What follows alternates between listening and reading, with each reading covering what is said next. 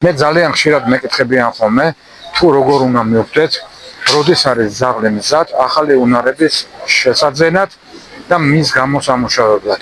როდის არის მზად ეგრეთ წოდებული ახალი ბრძანებების შესასწავლად და როდის არის მზად განვითარების ახალ ეტაპზე გადასასვლელად.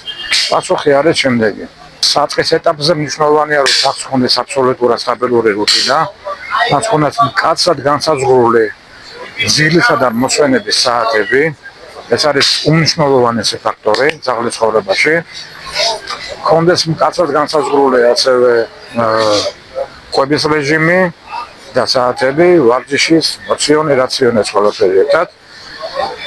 და ძაღლს რაც თავარია არ უნდა აღენიშნებოდეს შიშები, არ უნდა აღენიშნებოდეს რაიმე სახის ფოთვები, არ უნდა აღენიშნებოდეს რაიმე ნერვიული დისტაბილიზაცია.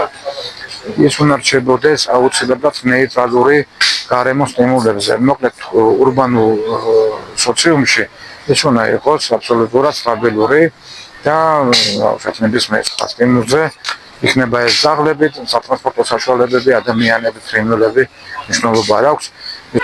ის უნდა იყოს აბსოლუტურად ნეიტრალური, ან ფოკუსირებული უნდა იყოს პატრონზე.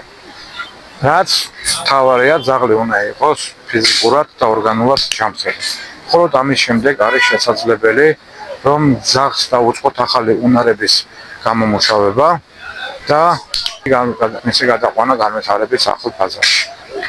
შეუძლებელია თუ ძაღლს აწუხებს ეგრეთ წოდებული გვერდითი მოვლენები, გვერდითი ეფექტები გნებავთ ასე დავარქვათ.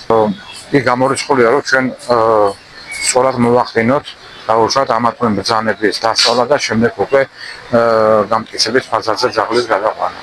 გამორიცხულია, იმიტომ რომ ძაღლი ვერ შეინარჩუნებს მაგ შემთხვევაში გარკვეულს.